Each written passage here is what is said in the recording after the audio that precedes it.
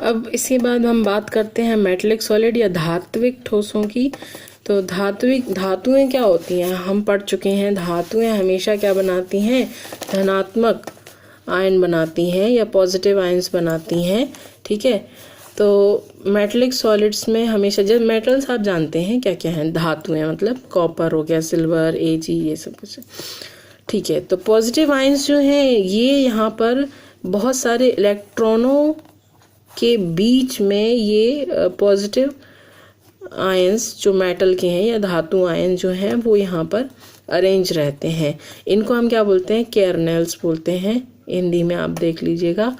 और इन सी of electrons का मतलब है इलेक्ट्रॉनों का जैसे समुद्र टाइप का है, और उसमें बीच बीच में ये क्या है, धनात्मक मेटल के या धनात्मक आयन जो हैं वो अरेंज्ड हैं।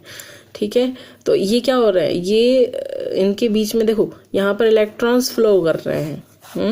और अच्छा, अब ये क्या होता है कि जैसे कॉपर है तो वो Cu2+ बनाता है आपका, यानी कि 2 इलेक्ट्रॉन त्यागने की क्षमता रखता है। तो कोई भी धातु होगा यहाँ पर या Ag है तो वो +1 बनाता है। ठीक है, तो ये 1 इलेक्ट्रॉन त्याग रहा है, या ये कॉपर है 2 इलेक्ट्रॉन त्याग रहे हैं, तो इसकी वजह से इसमें थोड़ा सा क्या रहता है, चार्ज रहेगा। ठीक है, इसीलिए कहते हैं ना कि तांबे के बर्तन में पानी पीते हैं। तो क्योंकि तांबे के बर्तन में क्या हो रहा है, इलेक्ट्रॉन के फ्लो चल रहे हैं, तो इस वजह से ये क्या हो जाएंगे, इलेक्ट्रिसिटी भी कंडक्ट करेंगे।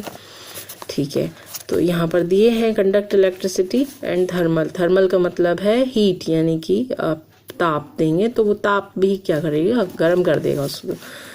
फिर ये ऐसा क्यों हो रहा है, due to metallic bond between metal ions, मतलब कि धातु आयनों के बीच में धात्विक बंध उपस्थित है, इस वजह से ये इलेक्ट्रिसिटी और ताप को बढ़ा रहे हैं आगे या कंडक्ट कर रहे हैं।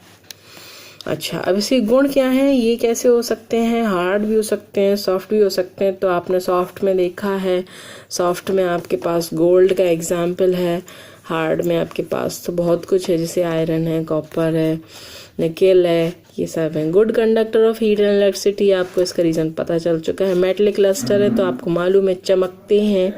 धातुएं कलर्ड भी होती हैं, जैसे कॉपर का कलर अलग होता है, सोने का अलग होता है, मतलब गोल्ड का, और सिल्वर का अलग होता है। फिर ये मैलिएबल एंड डक्टाइल है। मैलिएबल का मतलब है कि आप उसको, मैलेबल एंड डक्टाइल मतलब कि आप उसको पीट के शीट या चादर के फॉर्म में बना देते हैं, और आप उसको वायर के फॉर्म में, मतलब तार के फॉर्म में खींच के उसको तार के फॉर्म में भी उसको कन्वर्ट कर सकते हैं।